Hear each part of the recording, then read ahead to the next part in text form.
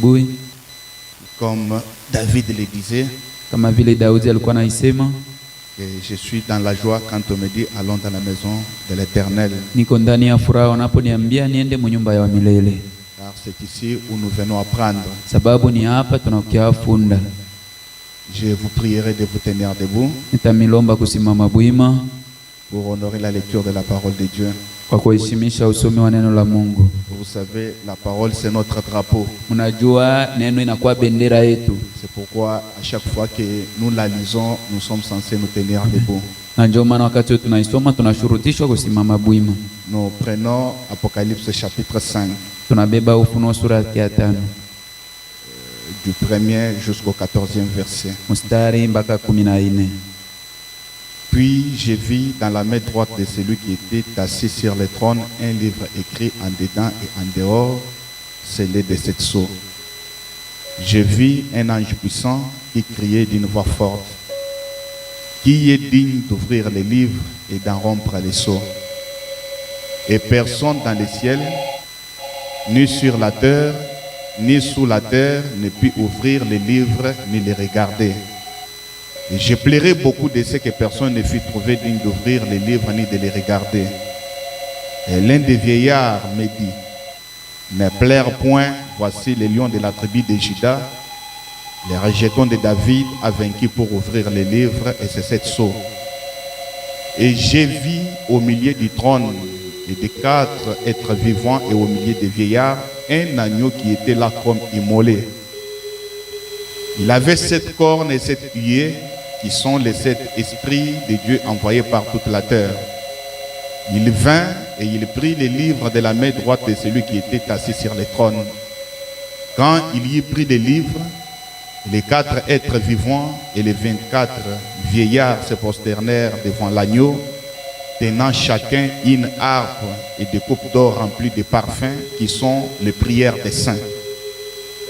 Et il chantait un cantique nouveau en disant: tu es digne de prendre les livres et d'en ouvrir les sceaux, car tu as été immolé et tu as racheté pour Dieu par ton sang des hommes de toutes tribus, de toutes langues, de tout peuple et de toute nation. Tu as fait d'eux un royaume et des sacrificateurs pour notre Dieu, et ils régneront sur la terre. J'ai regardé et j'entendis la voix de beaucoup d'anges autour du trône et des êtres vivants et des vieillards. Et leur nombre était des myriades et des milliers des milliers. Ils disaient d'une voix forte: l'agneau qui a été immolé est digne de recevoir la puissance, la richesse, la sagesse, la force, l'honneur, la gloire et la louange. Et toutes les créatures qui sont dans les ciels, sur la terre, sous la terre, sur la mer, et tout ce qui s'y trouve, je les entendis qui disaient à celui qui est assis sur le trône et à l'agneau: soit la louange, l'honneur, la gloire et la force au siècle des siècles. Et les 4 êtres vivants disaient: Amen. En même temps, toujours Apocalypse, prenons chapitre 10, du 1er jusqu'au 7e verset. Vile vile tusome katika Ufunuo sura ya 10 tuanzie mstari ya 1 mpaka ya 7. J'ai vu un autre ange puissant qui descendait du ciel, enveloppé d'une nuée. Au-dessus de sa tête était l'arc-en-ciel et son visage était comme le soleil. Et ses pieds comme des colonnes de feu. Il tenait dans sa main un petit livre ouvert. Il posa son pied droit sur la mer et son pied gauche sur la terre. Et il cria d'une voix forte comme rugit un lion. Quand il cria, les 7 tonnerres firent entendre leur voix. Et quand les 7 tonnerres eurent fait entendre leur voix, j'allais écrire, et j'entendis du ciel une voix qui disait: celle-ci qu'on dit les 7 tonnerres, ne l'écris pas. Et l'ange que je voyais debout sur la mer et sur la terre leva sa main droite vers le ciel.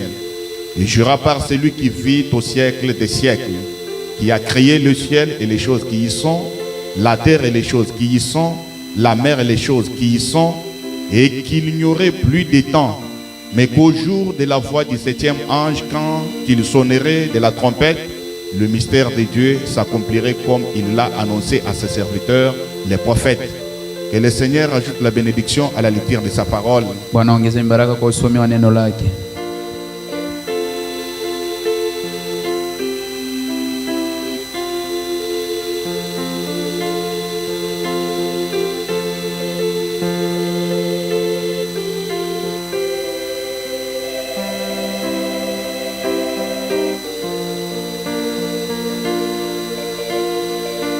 Pouvons incliner nos têtes.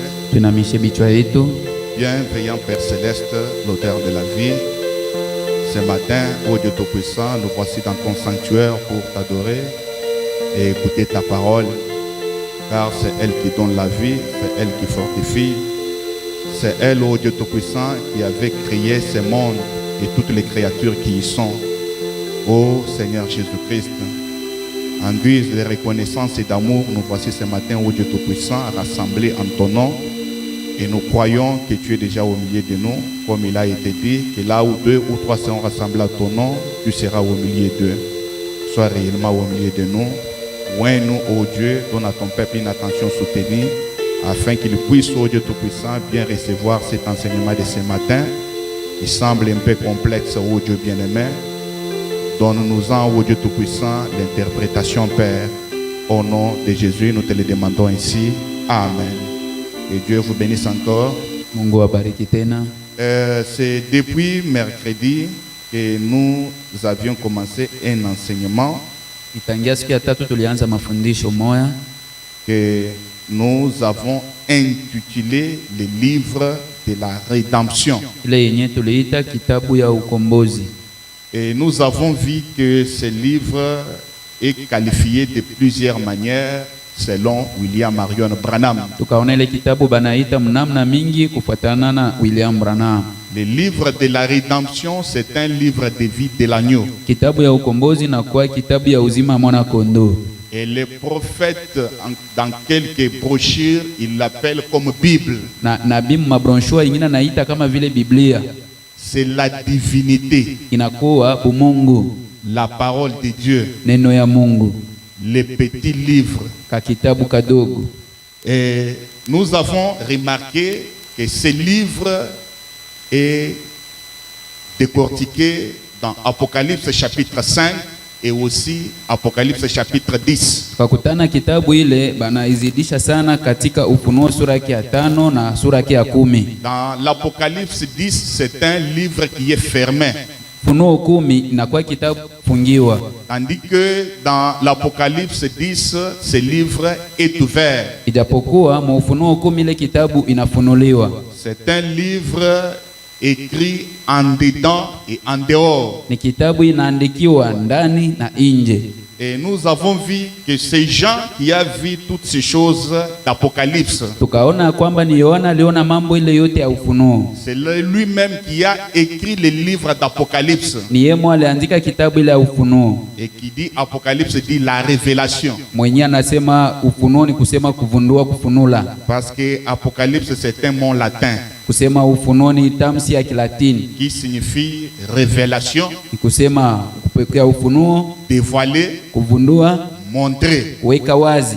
Alors, nous avons vu que Jean avait été escorté jusque dans l'île de Patmos. Kaona kwamba Yohana walimupeleka mpaka mukishima ya Patmosi. Et c'était dans un but, c'est Dieu qui l'avait fait et qui l'avait permis, parce que si Jean n'était pas arrivé sur l'île de Patmos, nous n'aurions pas parlé sur les livres d'Apocalypse. Na tukaona ilikuwa mukifukuzio na ni Mungu aliruhusu, sababu Yohana asingepelekwa mwele kisima ya Patmos, atungekuwa na hii kitabu ya Ufunuo. Il a fallu que Jean soit amené sur cette île Patmos. Ilipendeza Yohana bamubebe mwele kisima ya Patmosi. Et il avait été puni, il avait été amené là-bas parce qu'il prêchait la parole, et en guise de punition, les politiciens l'ont amené pour le punir. Na balimupelekaka vile kama malipizi na ba polisi bakambeba vile kwa ajili ya kumwazibu. Mais c'était le moyen par lequel Dieu avait voulu que nous puissions recevoir les livres d'Apocalypse. Lakini njoo njia ile Mungu alitarishaka njoo tupokele kitabu ya Ufunuo. C'était le moyen auquel Dieu avait pourvu pour nous. Njoo namna ile Mungu alitarishaka kwetu pour nous donner plutôt les livres d'Apocalypse. kwa kutupatia kitabu ile ya Ufunuo. Alors Jean a vu des différents symboles. Yohana kaona maalama ya kuachana. Depuis le premier chapitre d'Apocalypse jusqu'à l'Apocalypse 22. Kuanzia mstari yake ya kwanza mpaka kwa Ufunuo 22. Jean a vu beaucoup de choses. Yohana aliona mambo mingi. Mais qu'il ne comprenait pas. Yesu kwa anaelewa. C'était juste des symboles. Ilikuwa tu mifano. C'est pourquoi Frère Branham appelle le livre d'Apocalypse, il dit c'est un livre des symboles. Ndio maana ndugu Branham anasema kitabu ya Ufunuo na kwa kitabu ya fumbo. Jean a vu ce qui arriverait de ce moment-là jusqu'à la venue de Jésus. Yohana alionaka mambo itafika tangile siku mpaka wakati ya ujio ya Yesu. Comme s'il avait été physiquement présent, qu'il a vu tout cela arriver. Ni kusema kama vile alikuwa kimwili alipoona ile mambo yote nafika. Mais attention, cela ne veut pas dire que Jean existe jusqu'à aujourd'hui physiquement. Angalisho ile ina kusema aseme Yohana anaishi mpaka leo kimwili mpaka leo. Non, ces choses il les a vues, c'était en esprit. Mambo ile alionaka ilikuwa katika roho. Parce que vous savez, une doctrine fut fondée même à l'époque de Jésus. Mafundisho kaanzishwa hata wakati ya Yesu. Parce que une question avait été posée à Jésus au sujet des gens. Swali moja bakamuuliza wao kuhusu Yohana. Qui était chaque fois sur son sein. Mwenye alikuwa wakati wote kilari yake. Et la question était comme ceci. Swali ilikuwa ya namna hivi. Qu'arriverait à cet homme? Itafikia nini umutu? Qui est chaque fois couché sur ton sein. Mwenye wakati yote analala mkilari yako. La Bible dit. Biblia inasema. Jésus se retourna et dit. Yesu akageuka na kusema. S'il demeure jusqu'à ce que je vienne. Kama nadumu mpaka nikuye. Qu'importe. Haijalisi kitu. Voyez? Unaona? Alors la doctrine a surgi. Mafundisho katokea. Et c'était une doctrine selon laquelle. Ilikuwa mafundisho inasema. Que Jean devait vivre physiquement jusqu'à la seconde venue de Jésus. Yohana alipashwa ishi kimwili mpaka kwa ujio wa pili ya Yesu. Cependant, ce n'était pas ce que Jésus avait dit. Ijapokuwa ile Yesu alisemaka. Mais Jésus a dit s'il demeure. Yesu akasema kama nadumu. Jusqu'à ce que je vienne. Mpaka mimi nikuye. Jésus n'a pas dit il va demeurer jusqu'à ce que je vienne. Yesu asikusema atadumu mpaka yeye akuye. Il a dit s'il demeure jusqu'à ce que je vienne. Kama nadumu mpaka mimi nikuye. Qu'importe. Haijalisi. Alors nous avons vu que Jean est mort d'une mort naturelle. Tukaona Yohana alikufa na kifo ya kawaida. Jean n'est pas mort comme Pierre. Yohana asikukufa kama Petro. Ou comme les autres qui étaient morts martyrs. Wala kama bengine balikufa kwa kuteswa. Mais lui est mort de la vieillesse. Yeye alikufa na uzee. Il est mort à l'âge si c'est de 90 ans et quelques. Alikufa karibuni kwa ile miaka. Voyez? Mnaona? Alors, c'est depuis mercredi que nous sommes en train de parler sur le premier verset d'Apocalypse chapitre 5. Nitangia siku ya tatu kwa semezia juu ya mshairi ya kwanza ya Ufunuo 5. Parce que l'Apocalypse 5 contient 14 versets. Ufunuo 5 iko na hiyo mistari 15. Mais nous avons d'abord choisi son premier verset. Tukabeba melele mstari yake ya kwanza. Écoutez ce premier verset. Sikia hiyo versi yake ya kwanza. Jean dit. Yohana anasema. Ici c'est Jean. Hapa ni Yohana. Puis parce que après être enlevé, c'était en esprit. Il dit puis j'ai vu dans la main droite de celui qui était assis sur le trône un livre écrit en dedans et en dehors et scellé de cette sceau. Kisha nikaona kumkono ya kuume ya ule mwalikuwa anaikala kuenzi akikuwa na kile kitabu kidogo kifunuliwa na kitiwa muhuri ndani na nje. C'est ce que Jean a vu dans l'Apocalypse chapitre 5. Ndio kile Yohana aliona mu Ufunuo sura ya 5. Tandis que dans l'Apocalypse chapitre 4, ijapokuwa mu Ufunuo sura ya 4, Jean a vu quelqu'un Yohana akaona mtu assis sur un trône, anaikalia enzi, mais environné de l'arc-en-ciel. Anazungurukwa na upinde wa mvula. Donc là c'est autre chose. Pale ni mambo ingine. Et arrivé au chapitre 5, Jean voit quelqu'un avec un livre dans sa main droite écrit en dedans et en dehors et scellé de cette sceau. Akiwa na kitabu mkono yake ya kuume ikitiwa muhuri nje na ndani. Voyez? Unaona? Alors celui qui était assis sur le trône n'était pas n'importe qui. Mwenye alikuwa naikala kuenzi haikuwa izuru nani. Celui qui avait le livre dans sa main droite, mwalikuwa na kitabu bumukono ya kuume, écrit en dedans et en dehors et scellé de 7 sceaux, ikiandikwa ndani na nje na kitoa muhuri 7. n'était pas un homme ordinaire. Hakukuwa mtu wa kawaida. C'était Dieu tout-puissant, Alikuwa Mungu mweza yote, Dieu le Père, Mungu Baba, le propriétaire originel du titre de propriété incontestable. ule mwenye ile mukanda yenye haiwezi kupingiwa. C'est celui que Jean a vu avec le livre de la rédemption dans sa main droite. Ndio ule Yohana aliona na kitabu ya ukombozi mkono yake ya kuume. Mais ce livre Ile kitabu n'a pas existé au moment où Jean l'a vu dans la main droite de celui qui était assis sur le trône. haikukuwa wakati ile Yohana aliona ule mwenye anaikala kuenzi. Mais ce livre avait été déjà préparé Ile kitabu ilikuwa ishatarishwa dès avant la fondation du monde. tangia dunia kuwekwa misingi. C'est un livre qui avait été préparé, Kitabu balitarishaka, écrit ikiandikwa et scellé na kutiwa muhuri avant la fondation du monde. mbele dunia kuwekwa misingi. Et chaque nom d'un véritable croyant Na kila maneno ya kila mwamini mwa kweli était écrit dans ce livre avant la fondation du monde. ile kila jina lilikuwa naandikwa mwele kitabu tangia dunia kuweka misingi. C'est pourquoi je te dis ceci ce matin. Ndio maana nakwambia hivi Tu asubuhi, n'es pas sauvé à partir du moment que tu as écrit le message. hauokolewe tu wakati ile uliamini ujumbe. Non. Hapana. Ou à partir où tu as reçu le Wala Saint-Esprit. kuanzia wakati ulipokea Roho Mtakatifu. Non. Hapana. Mais tu as été sauvé Uliokolewa quand ton nom avait été écrit dans les livres avant la fondation du monde. wakati jina lako liandikwa tangia dunia kuwekwa misingi. Avant même que Adam existe sur la terre, Bila hata Adamu akuweko dunia, toi tu étais déjà sauvé. tayari ulikuwa ushaokolewa. Mais où étais-tu? Lakini ulikuwa Tu wapi? étais dans la pensée de Dieu, Ulikuwa kama mawazo ya Mungu. avec l'agneau. Pamoja na mwana Est-ce que kondoo. je peux entendre un amen? Amen, amen. Avec l'agneau, Pamoja na mwana kondoo. avec le Seigneur Jésus-Christ. Na Bwana Yesu Kristo. C'est là où nous étions dans la pensée de Dieu. Ndio pale tulikuwa mawazo ya Mungu. Voyez, Unaona? prenons le premier saut. Wewe mzuri wa kwanza. Point 33, le prophète dit ceci. 3:3 nabii anasema hivi. Il dit, Anasema, vous voyez, mnaona en fait, mzuri. le livre a été préparé Kitabu litarishwaka et écrit avant la fondation du monde. na kuandikiwa tangia dunia kuwekwa misingi. En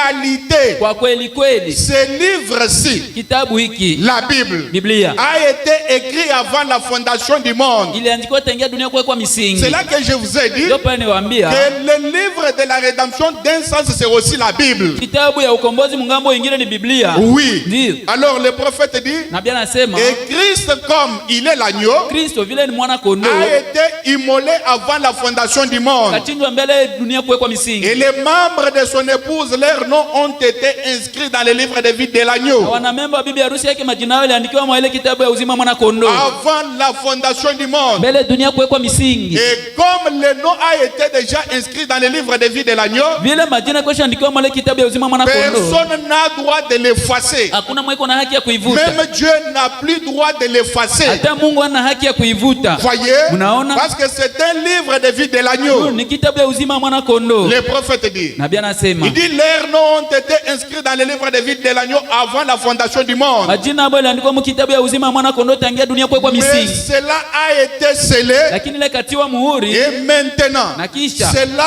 est en train d'être révélé. ile iko nafunuliwa. Ceux dont les noms étaient à l'intérieur, Bale ambao majina yao yalikuwa ndani. tout ce qui s'y rapporte. Vyote vinaambatana. Oh, comme c'est glorieux. Oh, vile ni tukufu. Le livre a été préparé Kitabu litarishwa avant la fondation du monde. mbele dunia kuwekwa Et misingi. Dieu, dans sa pensée, Mungu mawazo yake il avait le souci de prendre ce livre alikuwa na nia kubeba kitabu et d'en donner à Adam. na kuipatia Adamu. Maintenant, écoutez. Sasa Le sikia. livre a été préparé pour Adam d'abord. Kitabu litarishwaka juu ya Adamu mbele. Car après qu'Adam fut créé, Kisha Adamu kumbiwa, le livre lui avait été donné par son créateur. kitabu ikamupewa kupitia muumbaji Et wake. c'est à partir de ce livre qu'Adam pouvait faire de grandes choses. Kuanzia ile kitabu Adamu angefanya mambo makubwa. Il avait droit à la terre. Alikuwa na haki kubulongo. Il était héritier du monde. Alikuwa mrithi wa Il dunia. était le maître de la nature. Alikuwa mwalimu wa maumbile. Pourquoi? Parce qu'il avait les livres. Sababu alikuwa na kitabu. Mais quand Adam l'avait, Adamu alipokuwa nayo, le livre était fermé, kitabu ilikuwa nafungiwa. était scellé. Ilikuwa tiwa muhuri. Mais Adam a fait des exploits avec le livre fermé. Adamu akafanya maajabu na kitabu ya kufungiwa. Est-ce que je peux entendre un amen? Amen, amen. Adam avait la suprématie sur toutes les créatures. Adamu alikuwa na utawala kwa maumbe yote. Il était le maître de la nature. Alikuwa mkubwa wa maumbile. Il pouvait calmer le vent. Angenyamazisha upepo. Adam pouvait déplacer les montagnes. Adamu angehamisha milima. Adam pouvait donner les noms aux animaux. Adamu angeleta majina kumanyama. Il avait droit à la terre. Alikuwa na haki kubulono. Il était héritier du monde. alikuwa murithi wa dunia. Écoutez ce que le prophète dit. Sikia kile nabii Dans anasema Apocalypse chapitre 5, Ufunuo sura ya 5 deuxième partie. sehemu ya pili. Point 93, le prophète dit. Kwa ile nukta nabii anasema Qu'avions-nous au commencement? tulikuwa na nini kumbele? La vie éternelle. Uzima wa milele. C'est ce que nous avions au commencement. Bila tulikuwa navyo kumbele. Quand Adam avait les livres, Wakati Adamu alikuwa na kitabu, nous avions la vie éternelle. tulikuwa na uzima wa milele. Et nous étions héritiers du monde. Na tulikuwa warithi wa dunia. C'est-à-dire Dieu s'était approprié du ciel, Kusema Mungu akajipatia mbingu, mais il avait donné le monde à l'homme. lakini dunia kaipatia mtu. C'est l'homme qui dirigeait le monde. Mtu alikuwa anaongoza Ce dunia. n'était pas Dieu qui dirigeait le monde. Haikuwa Mungu aliongoza dunia. C'est pourquoi Dieu, Ndio maana son Mungu travail était toujours de descendre chaque soirée kazi yake ilikuwa kushuka kila magharibi sous un arbre chini ya mti et communier avec Adam et Ève. na kushiriki na Adamu na Frère Branham a dit il descendait sous forme du logos. ndugu Branham anasema alikuwa anashuka kama logos. Il descendait sous forme de la colonne de Alikuwa feu anashuka kama nguzo ya moto et communier avec son homme. kushiriki na mtu wake. Voyez? Unaona? Et en ce temps-là, Na mwa ile wakati Adam était parfait. Adamu alikuwa kamilifu, Ève était parfaite. Eva alikuwa kamilifu. Ève était la créature la plus belle de toutes les créatures. Alikuwa viumbe ya mrembo mu viumbe yote. Voyez? Unaona? Nous avions la vie. Tulikuwa na uzima. Nous ne devions jamais mourir Kama hatunge kufaka avant le péché. mbele ya Nous ne dhambi. devions jamais être malades. Kama hatunge gonjwaka. Nous ne devions jamais vieillir. Kama hatunge zeeka. Nous n'avions jamais de soucis. Kama hatukuwa na shauku. Il n'y avait pas de funérailles, Hakukuwa bilio. pas de tombes, Hakuna makaburi. pas de mal, Hakuna babaya. pas de mort, Hakuna kufa. pas de cheveux gris. Hakuna nywele ya Parce mweupe. que quand vous voyez les cheveux commencent à devenir gris, Sababu wakati unaona manywele yanaanza kuwa ya mweupe, comprenez que c'est un signe de la mort. elewa tayari alama ya kifo. Alors le prophète dit, Nabii anasema pas de dos voûtés. hakuna migongo ya kunjama.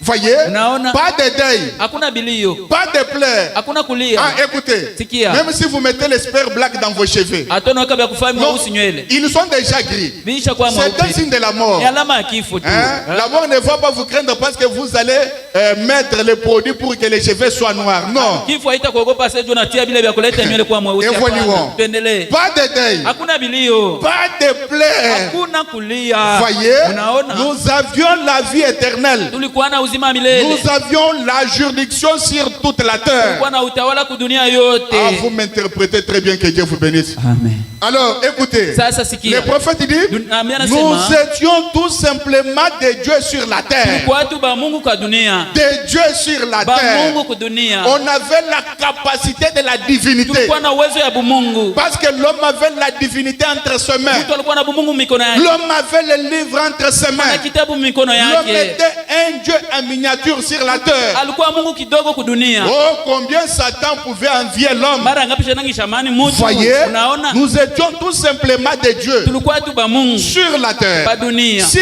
en nous promenant, nous voyions un arbre qui ne semblait pas à sa place, Kama mkutembea tunaona mti yenye inafanana iko nafasi yake. nous disions soit déraciner et placer là-bas. Tulikuwa sema ondoka hapa na uende kule. Et l'arbre obéissait comme s'il avait des oreilles. Na mti ilikuwa anaheshimu kama vile kuna masikio. Voyez, Unaona? arbre n'était pas têtu comme aujourd'hui. Mti haikuwa kichwa nguvu kama leo. Si le vent soufflait Kama upepo inavuma. et que nous n'en voulions pas, Hatupenzi. alors nous disions Tulikuwa nasema silence, kimya. tais-toi. Nyamanza. Et il obéissait Na ilikuwa na heshima. comme s'il avait des Kama oreilles. vile ilikuwa na masikio. Oh, qu'est-il venu faire? Oh, ilikuwa fanya nini? Nous ramener tout cela. Kuturudishia vile vyote. Parce que quand Adam a perdu le livre, Sababu Adamu alipopotesha kitabu, on a vu que toutes les créatures tukaona viumbe yote étaient irrespectueux devant Adam. kwa kosa heshima mbele ya Adamu. Le lion qui pouvait être caressé par Adam Simba ingebembelewa na Adamu était devenu très méchant. ikakuwa mkali sana. Voyez, Unaona? et Adam devait avoir peur de ces lions-là. Adamu angeogopa sa ile simba. Maintenant,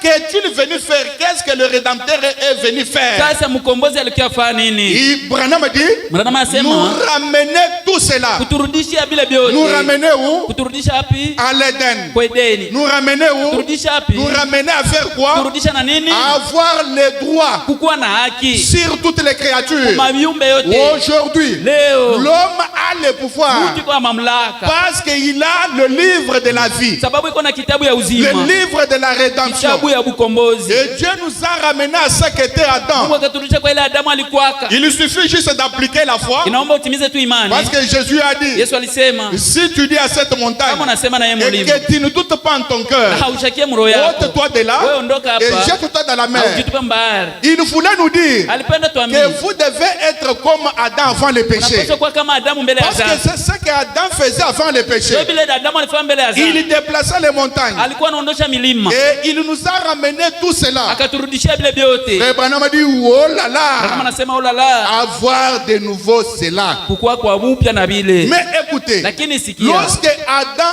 a suivi Ève dans le péché, wakati Adamu alifuata Eva parce mzani, que ce n'était pas Adam qui a fait péché, haina Adamu alifanya mais dhambi, c'était Ève. alikuwa Eva. Mais avec l'amour Pamoja na de upendo sa femme, ya bibi yake, Adam s'est dit, si Dieu descendait comme il descend chaque soirée, kama akasema kama Mungu anashuka vile anashuka kila et magharibi, qu'il trouvait Adam seul dans le péché, anakutana Adamu yeye peke mzambi, et qu'il trouvait plutôt Ève dans le péché, akutana Eva yeye peke mzambi, Ève sera tuée. Eva batamu. Alors je suis obligé de suivre Ève dans le péché, Na turudishwa kufuata Eva de mzambi. sorte que quand Dieu viendra pour communier avec nous, Yusa Mungu anashuka kushiriki na sie. qu'il nous trouve nous tous dans le péché, Sie bote baula tukutane et qu'il mzambi. nous tue nous tous. Atuwe basi shi bote. C'est pourquoi un vrai homme, Ndio maana mwanaume wa kweli il peut même arriver au point de donner sa vie pour sa femme. anaweza fikia kupana uzima wake juu ya bibi yake. Oh, les hommes ne croient pas cela. Wanaume hawaamini Ils vile. doivent dire amen quand Apasha même. sema amina kwa hiyo. Les hommes disent amen. Wanaume sema amina. Ah, l'autre secoue la tête. Mwingine anatokesha kichwa.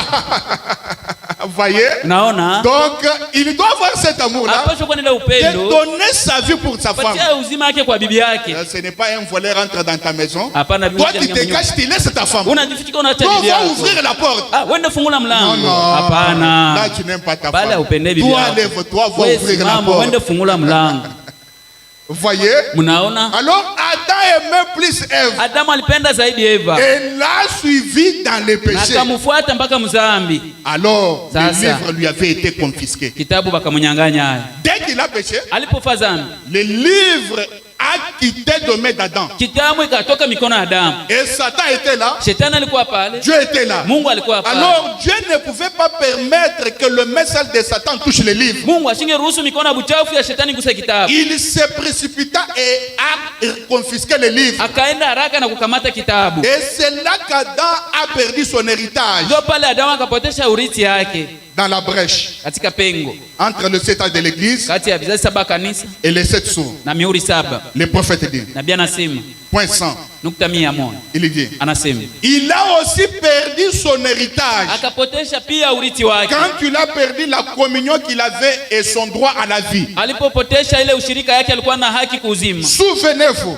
Kumbukeni, le jour où tu en mangeras, siku ile utakula, ce jour-là tu mourras. siku ile utakufa. Et quand il a perdu sa vie, Alipopotesha uzima wake, il a aussi perdu son héritage dans la vie. potesha pia urithi yake muuzima. C'est Adam qui l'a perdu. Adamu ndio alipotesha. Parce qu'il avait l'autorité complète et suprême sur la terre. Juu alikuwa na mamlaka ya yote na yule yote kudunia. Il était Dieu de la terre. Yeye alikuwa Mungu wa kudunia. Et Dieu est le Dieu de l'univers. Na Mungu ni Mungu wa ulimwengu. Partout. Pasi Mais yote. son fils avait cette terre sous sa propre autorité. Lakini mwanake alikuwa na bulongo chini ya mamlaka yake mwenyewe. Il pouvait prononcer la parole. Yeye angesema neno, Il pouvait donner des noms. angepana hata Il majina, pouvait déclarer les choses. angetangaza mambo, Il pouvait arrêter la nature. angesimamisha maumbile, Il pouvait faire tout ce qu'il voulait. angefanya vyote anapenda. Voyez? Unaona? Mais quand il a fait cela, Alipofanya vile, quand il est entré dans le péché, alipoingia mzambi, il a perdu son héritage. akapotesha urithi yake. 101. Mia mwana Le moja. prophète dit, Nabii anasema ainsi, na hivi Adam pouvait dire Adamu angesema que cette montagne ici se déplace d'ici pour aller là. hii mulima hapa itoke hapa ende kule.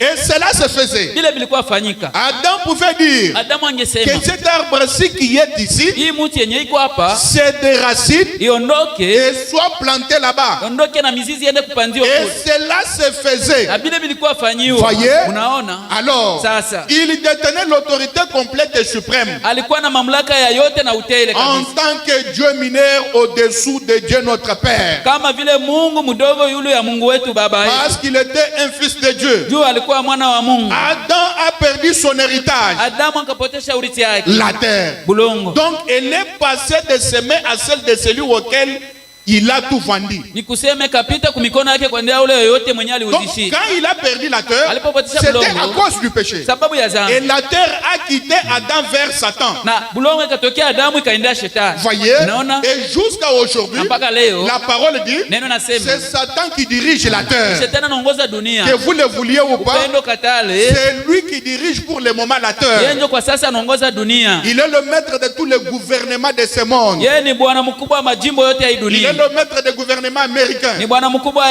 Amerika. C'est pourquoi le prophète dit, Ndio maana nabii peu anasema importe ce que les hommes peuvent faire, jalisi vile watu wanaweza oh la kufanya. démocratie, Oh demokrasia. oh l'ONU, Oh nia. certaines ONG, Oh ONG fulani. cela échouera toujours. Itashindwa tu. Parce que la terre Juu dunia est entre le maître de Satan. iko kati ya mikono ya shetani. Depuis qu'Adam avait perdu le livre, Tangia Adamu kupotesha kitabu. oui monsieur, Ndio bwana. Adam a perdu son héritage. Adamu akapotesha urithi yake. La terre, Dunia. elle est passée de ses mains à celle de celui auquel il a tout vendu, Kapitia Satan. mikono yake kaendea kwa yote aliuzishia shetani. Il a vendu sa foi en Dieu en échange avec les raisonnements de Satan. Akauzisha imani yake kwa kubadilisha na ile mafikara ya shetani. Par conséquent, Kwa hiyo sa vie éternelle, uzima wake milele, son droit à l'arbre de vie, haki yake kumuchi ya uzima, son droit à la terre, haki yake kwa dunia ça lui appartenait. ilikuwa Et yake. il a perdu tout ça et cela est tombé entre les mains de Satan. Akapotesha vile vyote na kaingia mikono ya shetani. Il l'a fait passer de ses mains à celle de Satan. Akafinyisha mikono yake kaendea shetani. Donc maintenant, Na sasa cela est parti ile neyenda et a été pollué. na ikazimika vile. Et la postérité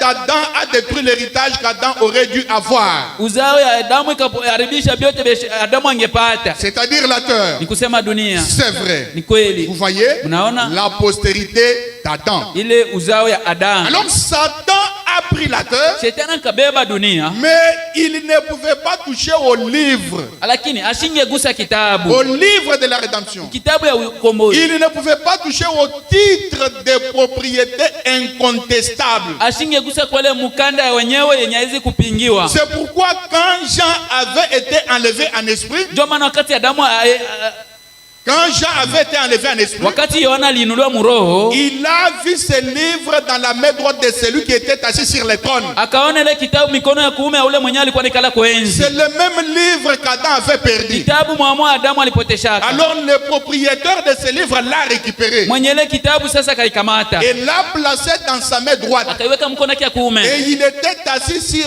un trône. Na alikuwa anaikala kuenzi. Voyez? Unaona? Oh, le livre de la rédemption. Oh, kitabu ya ukombozi. Dans la brèche entre le 7 âge de l'église et les 7 sceaux. Mpengo kati ya vizazi saba kanisa na mihuri saba. Point 116, le prophète dit ceci. Kwa ile nukta nabii anasema hivi. Maintenant, Na sasa, oh là là, oh la la, maintenant, sasa le livre de propriété perdue kitabu ya mkanda yenye wenyezi ilipotesha est maintenant entre les mains du propriétaire originel, iko sasa katikati ya mikono ya mwenye nayo asili, le Dieu tout-puissant. Mungu muweza vyote. Le titre de propriété qui donne droit à la terre et à la vie éternelle. Mkanda ya wenyezi yanapana haki kubulongo na uzima milele. Quand Adam l'a perdu, Kati Adamu le alipotesha, message de Satan ne pouvait pas le prendre. mikono ya buchafu ya shetani ingeikamata. Alors il est retourné à son propriétaire originel, Karudilia mwenye nayo wa mwanjo, Dieu lui-même. Mungu yeye moya. Vous allez voir cela dans une minute. Utaona na dakika moja Il est là, iko pa assis sur le trône, naikalia kwenzi, et il est dans sa main iko na mikono yake le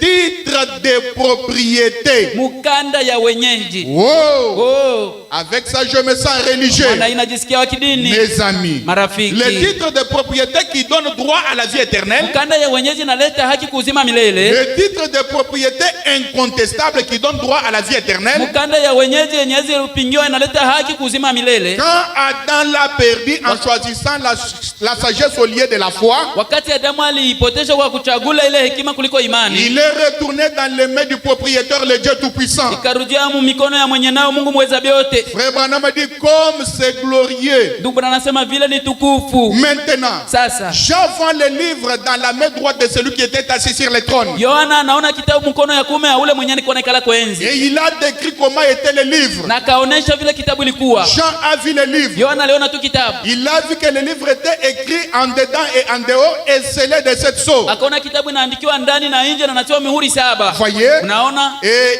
Il était scellé de 7 sceaux. ilikuwa natoa muhuri 7 Au dos du livre. kumgongo wa kitabu. Le prophète interprète cela. Nabii anatafsiria ile. Il dit c'est en dehors de la Bible. Anasema ni kuinje ya Biblia. Voyez? Unaona? C'est en dehors du livre. Ni kuinje kumgongo. Au dos du livre. Kumgongo wa Ce kitabu. que le contenu du livre ne peut pas dire. Kusema bila kile ndani ya Biblia inasema. Mais cela se trouve au dos du livre. Vile viko kumgongo wa kitabu. Et il fallait. Ilipendeza. Il fallait Ilipendeza. un certain message Ujumbe fulani. pour dévoiler ce qui était écrit au dos du livre. Kufundua vile vilikuwa naandikwa kumgongo wa kitabu. C'est un livre qui a été sondé au cours des 6 âges de Ni l'église. kitabu balitunga mu vizazi 6 ya kanisa. Quand il a été sondé, Ilipotungiwa il y a eu beaucoup de points qui étaient restés en suspens. matamshi mingi libakia ya yuluyulu. On ne pouvait pas toucher. Haungegusa Comme la semence du kama serpent. mbegu ya nyoka, Comme la divinité de Jésus. kama bumungu ya Yesu. Est-ce que je peux entendre un amen? Amen, amen. Ainsi que d'autres mystères. Pia na masiri ingine. Voyez? Unaona? C'est là où que le prophète dit dans les sceaux. Ndio pale nabii anasema muhuri. Que écoutez Luther. Sikia Luther. Lui-même qui s'était révolté contre le catholicisme. Yeye mwana alitomboka zidi ya Wakatolika. Dieu l'avait utilisé. Mungu alimtumikisha. Il était un des grands réformateurs. Alikuwa mwana wa bageuzi bakubwa. Il appréciait la justification par la foi. Alihubiri kuhesabiwa haki kupitia imani. Mais Luther arrive à baptiser les gens au nom du Père et du Fils et du Saint-Esprit. Luther anafikia kubatiza watu mjina la Baba, Mwana na Roho Mtakatifu. Luther n'avait pas compris la divinité de Jésus. Luther sikuelewa ile Mungu ya Yesu. Et pourtant il était un des grands réformateurs. Ijapokuwa alikuwa mwana wa bageuzi bakubwa. Luther ne savait même pas qui est un juif. Luther asikujua hata Myahudi ni nani. Voyez? Unaona? Il les a appelés les antichrists. Aliwaita wapinga Kristo. Voyez? Unaona? Et pourtant les juifs ne sont pas antichrists. Ijapokuwa Wayahudi wana wapinga Kristo. Donc c'est pour vous montrer que ce livre Kubaonesha ile kitabu a été lu par plusieurs au cours des 6 âges de l'église. ilisomewa na bamingi mwele vizazi 6 ya Mais kanisa. le livre était toujours incompris par certains. Kitabu ilikuwa haieleweki tu na wengine. Ils ont laissé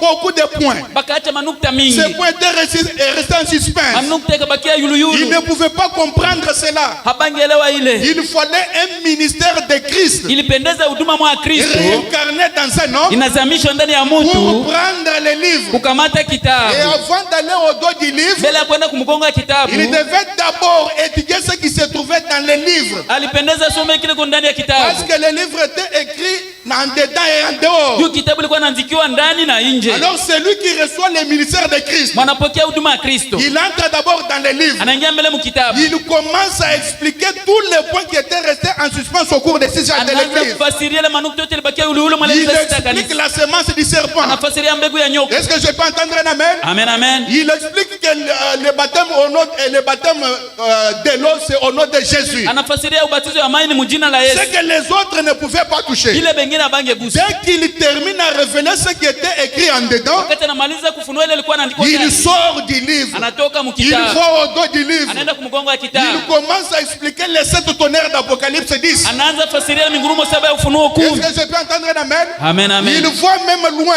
Anaenda Il tambali. entre dans le silence d'une demi-heure. Anaingia mukime ya nusu ya Il saa. commence à énumérer les réalités Anaanza ita ile que maukweli. les autres ne pouvaient pas voir. Ya bengine Est-ce que je abange. peux entendre un amen? Amen. Est-ce que je peux entendre un amen? Amen. Ça, c'est le 7e Ule ni ange malaika wa saba. du 7e messager Wa ujumbe wa saba. qui a l'autorité, Iko na mamlaka. qui a l'audace. Iko na ushaka. Il reçoit la révélation. Anapokea ufunuo. Il reçoit un message, Anapokea ujumbe moja. la parole, Neno. qui va au-delà du livre, Inaenda nje ya qui kitabu. va au-delà de la Bible. Inaenda kumgonga ya Biblia. Nous allons y arriver Tutafikia dans quelques minutes. dakika kidogo. Est-ce que je peux entendre un amen? Amen. Serrez vos ceintures. Mukaze mishipi yenu. Et maintenant, Na sasa savez-vous mnajua qu'il y a 7 sceaux écrits dans la Bible et 7 sceaux au dos du livre? je, mnajua kuna mihuri 7 inaandikiwa kumgongo wa Biblia na inaandikiwa ndani ya Biblia? Oui. Ndiyo. Il y a 7 sceaux écrits dans la Bible et 7 sceaux écrits au dos du livre. Kuna mihuri 7 inaandikiwa mu Biblia na inaandikiwa kumgongo wa Biblia. Et il y a une différence Kuna achanisho entre les 7 sceaux qui sont écrits dans la Bible kati ya mihuri 7 inaandikiwa ndani ya et Biblia les 7 sceaux qui sont écrits au dos du livre. na hiyo mihuri 7 inaandikiwa kumgongo ya kitabu. Alors, les 7 sceaux écrits dans la Bible, Sasa mihuri 7 inaandikiwa mu kitabu. Frère Branham dit, sont la manifestation de 7 anges de 7 âges de l'église. Ndugu anasema ni madhihirisho ya wale malaika 7 wa vizazi 7 ya kanisa. kanisa. Je répète. Narudili. Le prophète dit, Nabii anasema, les 7 sceaux qui sont écrits dans la Bible mihuri saba inaandikiwa mu Biblia ne sont pas comme ceux qui sont écrits au dos du livre. haiko kama ile inaandikiwa kumgongo ya Biblia. Les 7 sceaux qui sont écrits dans la Bible Hiyo mihuri saba inaandikiwa mu sont Biblia la manifestation ni mazihirisho des 7 anges ya malaika ou saba, des 7 messagers yale wajumbe des saba 7 âges de l'église. wa vizazi saba ya Est-ce que je kanisa. peux entendre amen? Amen. C'est la manifestation. Mazihirisho. Oh. Du premier messager, Mjumbe wa kwanza, du deuxième messager, ya mjumbe wa pili, jusqu'au 7e messager mpaka mjumbe wa saba des 7 âges de l'église. wa vizazi saba ya kanisa. J'ai lu frère Branham. Na msoma ndugu Branham. Dans messieurs, Bwana, est-ce le signe du temps de la fin? je ni alama ya wakati ya mwisho? C'est une question posée. Ulizo bali muuliza. Point 239. Nukta yake 239 Le na prophète kenda. dit. Nabii anasema, Eh bien, na mzuri. nous entrons maintenant dans la matière profonde. Tunaenda mashina ya ndani Là, sasa. il faut nager. Pale ni kuogelea. Sinon, on va se noyer. Kama ina vile unazama. Branham dit. Branham anasema, Et vous vous souvenez lorsque cela a été dit, na mtakumbuka wakati ile lisemewa, ceci va s'imbriquer parfaitement avec ces 7 sceaux hii itambatana kabisa kikamilifu na mihuri saba. dont nous allons venir Pale parler. tutasemezea. Écoutez maintenant. Sikia sasa. Les 7 sceaux dont nous allons essayer de parler Mihuri saba tutapima kusemea sont les 7 sceaux écrits. ni mihuri saba yenye kuandikiwa. Et ces 7 sceaux, Na ni ile mihuri comme saba vous le savez, kama vile mnajua sont simplement la manifestation de 7 anges de 7 âges de l'église. inakuwa tu dhihirisho ya wale wa malaika saba wa vizazi saba ya kanisa. Branham ajoute. Branham anaongeza, Il dit, mais il y a 7 autres sceaux qui sont au dos du livre. lakini kuna ingine mihuri saba iko kumgongo ya Parce que kitabu. les gens nous parlent toujours des sceaux qui sont écrits au dos du livre. Pourtant, il y a aussi d'autres 7 sceaux qui sont écrits dans la Bible ou dans les livres. Juu batu banatuambia mihuri saba inaandikwa tu kumgongo ya kitabu, japo kuna ingine mihuri saba inaandikwa ndani ya Il dit, kitabu. mais il y a 7 autres sceaux Lakini kuna ingine mihuri qui saba sont au dos du livre. iko kumgongo ya Et kitabu c'est en dehors de la Bible. na iko nje ya Biblia. Branham dit, Branham anasema, remarquez, tazameni, nous allons y arriver dans un moment. tutafikia hako mwakati kidogo. Est-ce qu'on peut évoluer? Tunaweza endelea. Donc, il y a une différence Kusema kuna chani entre les 7 sceaux écrits dans la Bible kati ya mihuri saba inaandikwa mu et Biblia les 7 sceaux écrits au dos du livre. na mihuri saba inaandikwa kumgongo ya kitabu. Écoutez maintenant. Fuata Il sasa. parle maintenant de 7 sceaux écrits au dos du livre. Nasemezea mihuri saba inaandikiwa kumgongo ya kitabu. Dans Monsieur, est-ce le signe de la fin? Kitabu Bwana, je ni alama ya wakati ya mwisho? Point 239. Kwa hiyo nukta 239. Le prophète dit, eh bien. Nabii anasema mzuri. Vous vous souvenez lorsque cela a été dit? Mtakumbuka wakati ile lisemewa? Non, ça j'ai déjà lu. Ça j'ai déjà lu. Je crois que j'ai déjà lu ça. Oh oui, c'est déjà lu. Alors le prophète dit, Nabii anasema les 7 sceaux qui sont écrits au dos du livre, mihuri saba inaandikwa kumgongo ya kitabu. il n'y a que le message Kuna kuwa tu ni mjumbe du 7e ange ya malaika wa saba qui va les ouvrir. mwenye ataizifunua. Il n'y a que le message du 7e ange Mpaka mjumbe wa malaika wa saba qui doit les ouvrir. ndio atazifungua. Et il ne se trouve pas dans les livres, Na aziko mu kitabu, mais au dos du lakini livre. kumgongo ya kitabu. C'est pourquoi, Ndio maana nulle part dans la Bible, kuna nafasi mu Biblia vous ne trouverez jamais la révélation prophétique de cette tonnerre d'Apocalypse 10. utaona ufunuo ya kinabii ile Vous ne ufunuo verrez kuu. jamais Hautaona kama la révélation prophétique ile ufunuo ya de kinabii cette tonnerre d'Apocalypse 10. ya ile mingurumo saba ya ufunuo 10. Vous allez lire toute la Bible, vous n'allez pas trouver. Soma Biblia yote hautapata. Amen. Les réalités du silence, Maukweli ya vous n'allez ukimya pas les trouver dans la Bible. hautabipata mu Biblia. Est-ce que je peux entendre un amen? Amen, amen. Est-ce que je peux entendre un amen? Amen, amen. Vous n'allez pas en trouver. Hautabipata. Parce que c'est au dos du livre. Juu ni kumgongo ya kitabu. C'est au-delà du livre. Iko yule ya kitabu. Au-delà de la Bible. Yule ya Biblia.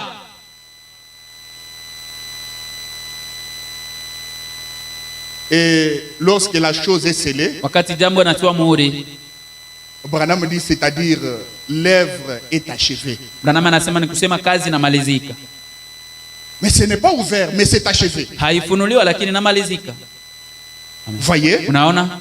C'est scellé, Inatiwa muhuri. mais ce n'est pas ouvert. On Haifunuliwi. attend que la chose arrive jusqu'à sa destination. Wanachunga jambo ifikie kule kwenye naelekea. Dès que ça arrive à sa destination, Napofikia kwenye naendea, on ouvre. banaifungula. C'est pourquoi Ndio kwa maana Adam, je peux dire, naweza sema les livres qu'il avait, kitabu alikuwa nayo normalement, kwa kawaida c'est un livre qui devait se retrouver au dernier âge de l'église où nous vivons avec vous. C'est ça sa destination. Ce n'était pas là-bas en Éden. Il a fallu qu'Adam tombe pour que le livre arrive à sa destination. Parce que si Adam n'était pas tombé, le livre ne serait jamais arrivé à sa destination au temps de la fin. Voyez, il fallait qu'il tombe. Que Dieu récupère le livre et qu'il attende le dernier âge de l'église. Qu'il attende l'arrivée de Branham. Parce que le livre a été donné à Frère Branham. Quand il y a eu la déflagration, il y a eu une explosion. Il a été enlevé. Il a été enlevé. Oh, je suis étonné. J'ai écouté dire un prédicateur, un pasteur du message. Il dit que Branham n'avait jamais vu la nuée. Oh, Branham était même dans la nuée. Ça, c'est quelle ignorance. Quelle ignorance. Branham avait la nuée et était même dans la nuée. Voyez, c'est là qu'il a reçu le mystère. Des choses cachées, des choses mystérieuses. Et il descend, il nous prêche le mariage et le divorce. Des choses qu'il ne pouvait pas nous prêcher avant la montée ou avant qu'il soit enlevé. Voyez? Est-ce que je peux entendre un amen? Amen, amen. Oh, Branham n'a jamais vu la nuée. Branham l'a vu. Branham était dans la nuée. Branham a avalé la nuée et est descendu sur la terre. Et la symphonie avait changé. Parce que le Branham d'avant 63, le Branham avant l'arrivée de la nuée est différent de Branham après la nuée. Le changement du ministère, le nouveau ministère, le troisième pôle. Là, il ne fallait pas prier pour les malades. Là, c'est la parole. Il dit la chose arrive. Il dit à Adi, demande ce que tu fais. Là, c'est un autre Branham. Est-ce que je peux entendre la voix? Le troisième pôle. Le paix du roi dans sa main. L'autorité dans sa main. Un autre Adam. Un Adam restauré qui parle à la nature. Tempête, tais-toi, qui parle à un animal. Oh, si j'ai péché contre toi, tu n'as qu'à récupérer ta place. Et la bête se maîtrise. Parce qu'il y avait un Adam restauré. Parce que le paix était déjà entre la main d'un homme. Est-ce que je peux entendre un amen? Oh, Branham c'est un homme comme nous. Laissez des sottises. Branham n'est pas un homme comme nous. Non. Est-ce que toi tu peux parler à un animal et l'animal t'écoute? Hein? Combien de fois tu as prié pour une petite maladie? C'est seulement l'animal. Est-ce que je peux entendre l'amen? Amen. Faites attention. Ne suivez pas Moïse derrière les voiles. Parce que là-bas il y a la gloire de la Shekinah. La gloire descend de temps à autre. Et il y a certains hommes qui sont créés différemment et ont la capacité d'avaler la nuée. Est-ce que je peux entendre un amen? Est-ce que vous le croyez? Amen. Oh, c'est tellement merveilleux. C'est tellement merveilleux. Il fallait que Branham arrive pour que l'ange puissant descende avec le livre ouvert. Et pourtant en Éden, le livre était fermé. Mais quand l'ange puissant descend, Christ, l'ange de l'alliance, l'ange puissant, il descend avec un petit livre ouvert pour dire à frère Branham, maintenant tu peux connaître ce qui était écrit dans le livre. Amen, amen.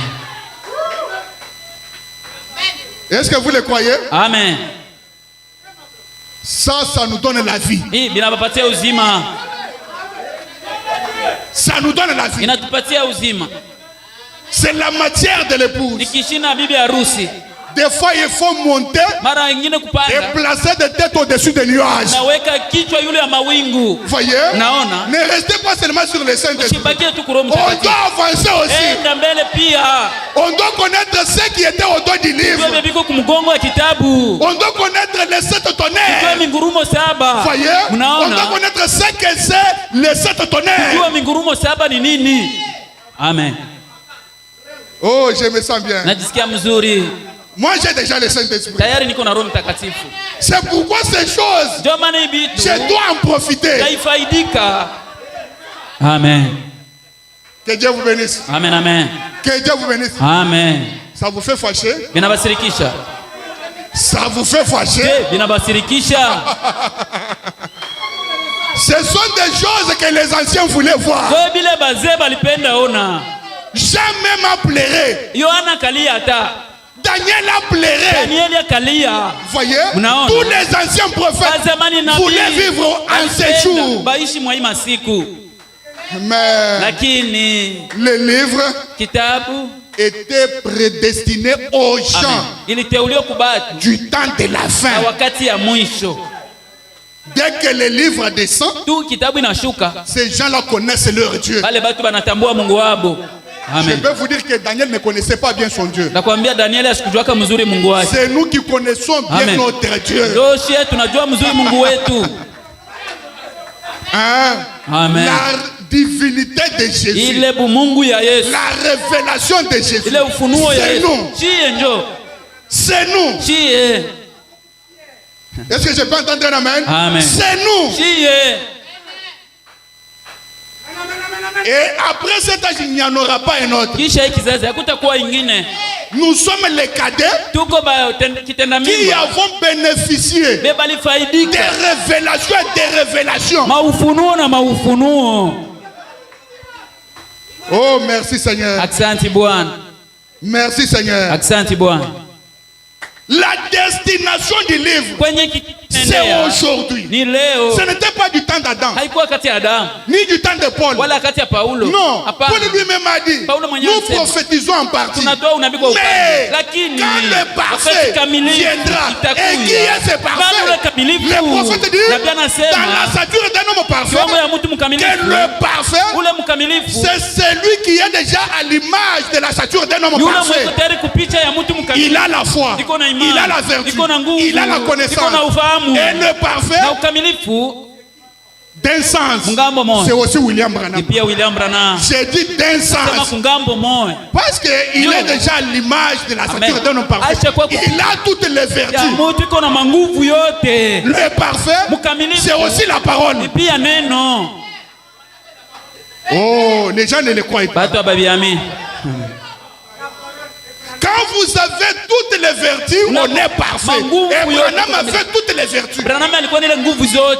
De la foi jusqu'à là-bas. L'homme qui marche avec toutes les vertus. La stature d'un homme parfait marchant sur la terre. Avec sa Bible sur sa poitrine. Avec toutes les vertus. Amen. C'est pourquoi il était toujours incompris. Même Meda ne le comprenait pas. Il ne comprenait pas Branham. C'est pourquoi n'osez jamais de prendre la place de Branham. Ne faites jamais cette erreur-là. Corée et Dathan ont été tués parce qu'ils voulaient prendre la place de Moïse. Laissez Moïse à sa place. Vous restez aussi à votre place. Amen. Les prophètes du temps de la fin. Vous savez, quand Branham parle de lui, lui-même ne se montre pas, mais quand nous lisons entre les lignes, nous disons ça c'est Branham. Il est Zorobabel. Amen. Qui es-tu? Toi grande montagne, devant Zorobabel, tu seras aplani. Qui es-tu? Toi cancer, devant William Branham. Oui. Ndiyo. Il est Zorobabel. Yeye ni Zorobabeli. C'est ce que Branham a dit. Il dit Zorobabel, c'est un type du 7e messager. Et qui est le 7e messager?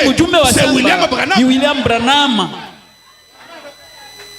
Je me sens bien. Najisikia mzuri. Et ce message est en train de guérir les gens ici. Ujumbe unaponesha batu. Sans blague. Amen. Les démons sont en train de fuir à cause de ces choses. Les croyez-vous? Les croyez-vous? Amen, amen. Est-ce qu'on peut dire gloire au Seigneur? Amen. Un homme qui ressemblait à tout, sauf à un prédicateur. Élie l'immortel. Est-ce que je peux entendre un amen? Amen. Il est Élie l'immortel.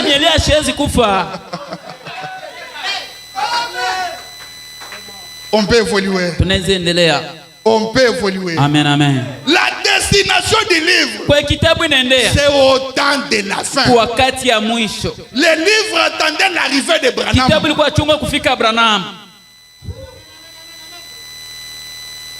Il fallait qu'Adam tombe pour que le livre arrive à sa destination.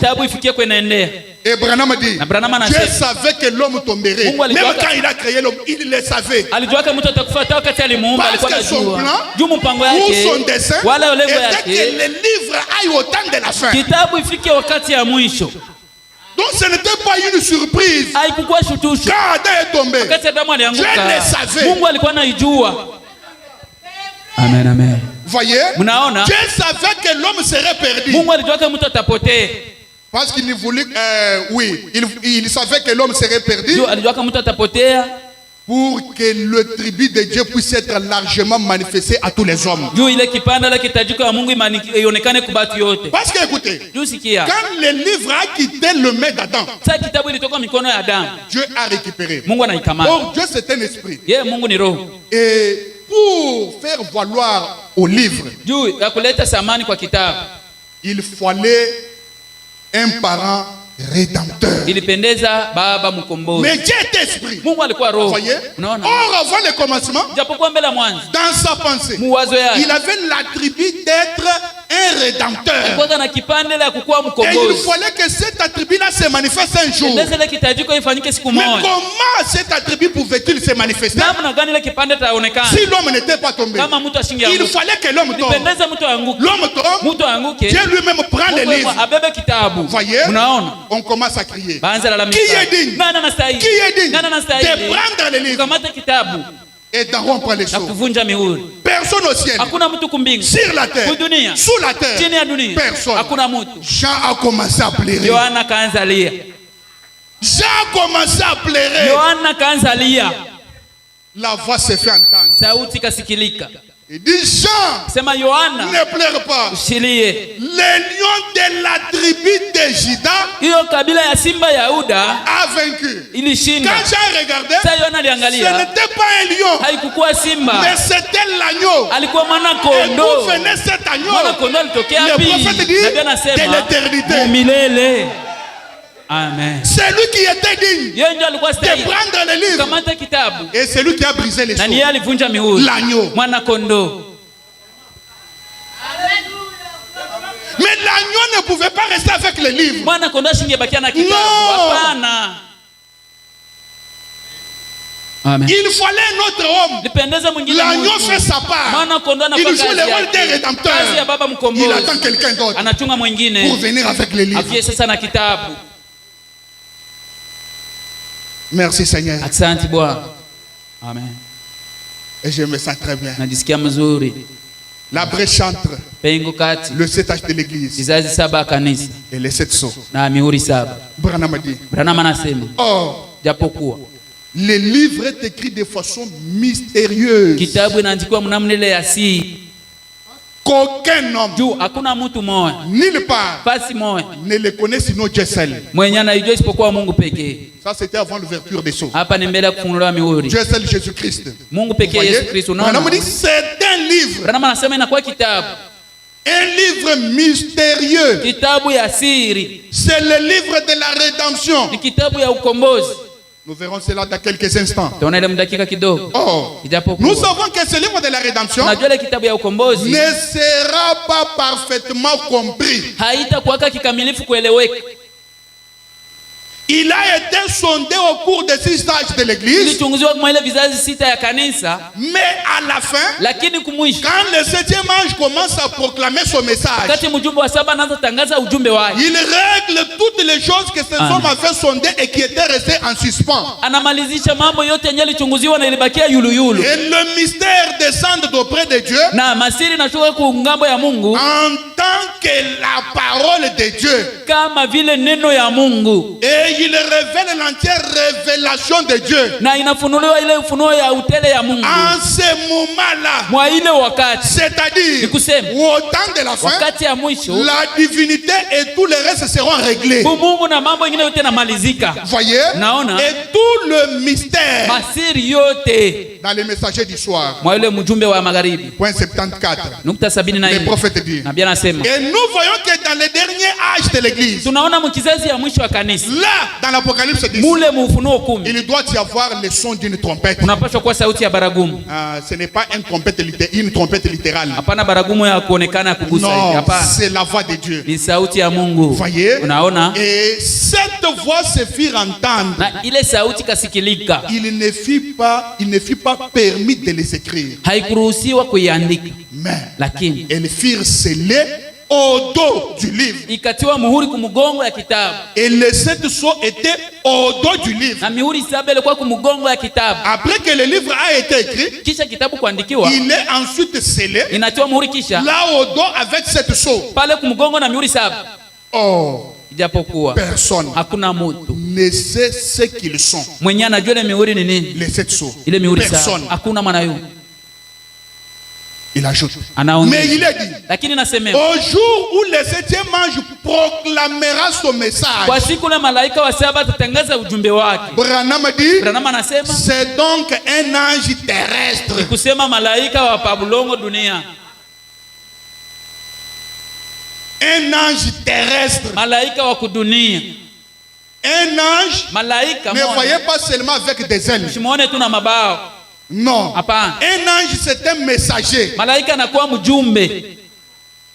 Le croyez-vous? Amen. C'est un messager. Anakuwa mjumbe. Et Frère Branham est l'un des messagers de cet âge de l'église. Na ndugu Branham ni mmoja wa wale bajumbe wa msasa ba kanisa. Et quels sont les mystères scellés au dos du livre? Na ni nini ile masiri yenye ilitiwa muhuri kumgongo wa kitabu? Parce que nous parlons toujours des mystères scellés. Tunasemezea tu masiri au dos du livre. Kumgongo wa kitabu. Vous savez? Unajua? Quand le premier sceau fut ouvert, wakati muhuri wa kwanza ilifunuliwa, il y a eu des symboles. Kwa maalama. Un cavalier blanc. Ule mpanda farasi mweupe est sorti.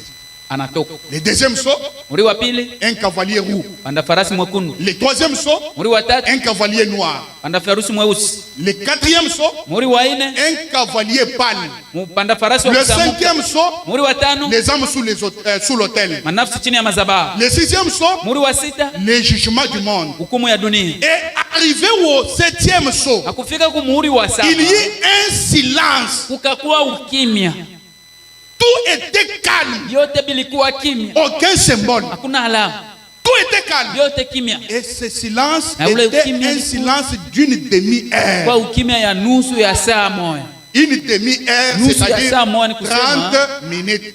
Dakika makumi tano. Maintenant, comparons à ce qui s'était passé là-bas au mont Sunset. Tulinganisha na ile pitika kwa ile mlima Sunset. Branham a dit, quand il est entré dans la nuée là, c'était une durée de 28 minutes. Ilikuwa dakika 28. N'est-ce pas la même chose? Haina mambo moja. On a ouvert le septième saut. Banafungua muhuri wa saba. Un silence. Même les anges ne pouvaient plus chanter. Hata ba malaika bangeimba tena. Tout était silencieux. Yote bilikuwa kimya. Ils pouvaient se demander. Bangejiuliza. Qu'y a-t-il? Kunafika nini? Qu'y a-t-il? Ni nini? Voyez? Unaona? Maintenant. Sasa. Lorsque Branham est parti à la rencontre de la nuée, il nous donne les différentes réalités du silence. Là où les autres n'ont rien entendu, mais lui a entendu. Prenons Apocalypse chapitre 8. Tubebe Ufunuo sura ya 8. Premier verset. Mstari ya kwanza. Il est dit. Banasema. Quand il ouvrit le 7e sceau, alipofungua muhuri wa 7, il y eut dans le ciel un silence d'une demi-heure. Kukakuwa mu mbingu le ukimya ya nusu ya saa moja. Frère Branham. Ndugu Branham. Quelles sont les réalités du silence d'une demi-heure? Iko ya ile maukweli ya ile ukimya ya nusu ya saa moja. Parce que tu nous as dit qu'au cours des 6 âges, wa ile muda vizazi 6 ya kanisa, on a sondé les livres balichunguza kitabu et on a laissé d'autres choses. Bakaacha mambo ingine. Même ce qui était écrit au dos du livre. Hata Biblia ndiko kumgonga kitabu. Voici les réalités révélées du silence d'une demi-heure. Ona maukweli ile ufunuliwa ile ukimya ya nusu ya saa moja. La première réalité, c'est les 7 tonnerres. Les 7 tonnerres étaient dans le silence. Lisons Frère Branham. Dans Messieurs. Est-ce le signe de la fin? Point 380 à 381.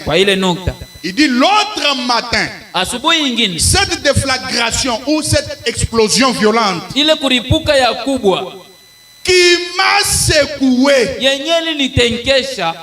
jusqu'à ce que je me lève dans l'air aussi haut que ces bâtiments.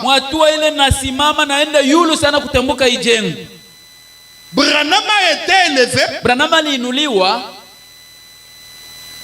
Oh! Voyez? Et cette constellation d'anges, ces 7 anges en forme de pyramide, regardez ce qui est là-bas. C'est ce qui a formé une pyramide. Le seul de 7 anges. Branham a été élevé là-bas. Et ça forme une pyramide. Branham a dit. Et cette constellation d'anges, ces 7 anges en forme de pyramide, sont ces tonnerres qui viennent. Branham a dit. Cela se pourrait-il? C'est entièrement interprété selon son rêve. Le rêve de qui? De Junior Jackson. C'est tout à fait fini. Selon la parole de Dieu. Le 7e messager terminera. 3 points. Le 7e message sera terminé. Il ajoute. Il dit maintenant. Nous sommes dans le 7e sceau. Du 24 mars 1963. Il dit et maintenant. Aussi sûr que je me tiens ici sur cette estrade ce soir, j'ai reçu la révélation qui a révélé. 3 points. Cela se passe en 3 phases. Je vais vous parler avec l'aide de Dieu d'une phase de cela. Voyons cela. Voici la révélation. Pour entamer ce qu'il ne termine pas. Je voudrais vous dire de quoi il s'agit. Ce qui arrive, c'est que c'est cette tonnerre qu'il a entendu tonner, qu'il lui a été défendu d'écrire. C'est ça le mystère. Il repose derrière les 7 tonnerres consécutifs qui ont grondé. Un seul tonnerre. Mais ici on a 7 tonnerres consécutifs qui ont grondé l'un après l'autre. 1, 2, 3, 4, 5, 6, 7. C'est nombre parfait. 7 tonnerres d'affilée. Ils n'ont pas fait entendre 3 points. Faisant simplement 1, 2, 3, 4, 5, 6, 7, l'un après l'autre. Alors, le ciel n'ont pas pu écrire cela. Les cieux ne peuvent pas savoir ce qu'il en est. Ni rien d'autre. Parce qu'il n'y a aucun indice pour continuer. C'était un temps de calme. Ilikuwa wakati ya ukimya. Et la chose était si capitale que le secret n'a pas pu être divulgué aux anges. Jambo ilikuwa ya lazima sana mnamna hata siri haikuamiliwa wa malaika. Voyez? Naona? Donc la première réalité Sema ukweli ya kwanza du silence d'une demi-heure, ya ukimya ya nusu ya saa moja, ce sont les 7 tonnerres inakuwa ile mingurumo saba qui sont déjà révélés yenye ilishafunuliwa par le message du 7e ange. kupitia mjumbe wa malaika Du 7e âge wa plutôt. wa kizazi ya saba. La deuxième réalité, Ile ukweli ya pili c'est le 3e poule. inakuwa mvuto ya tatu Qu'aucune dénomination ne connaisse. yenye hakuna hata dhehebu moja na Parce que ijua. vous savez, Juma na yua au premier poule, kumvuto ya kwanza Frère Branham a divulgué le secret. ndio Branham kaleta siri. Deuxième poule, Mvuto ya pili il a divulgué le secret. Anatoa pia Mais siri. arrivé au 3e poule, fika kumvuto ya tatu, Dieu lui a dit, Mungu akamwambia n'ose plus. sipime tena Comme tu avais osé au premier et au 2e poule. maka kumvuto ya kwanza na ya pili.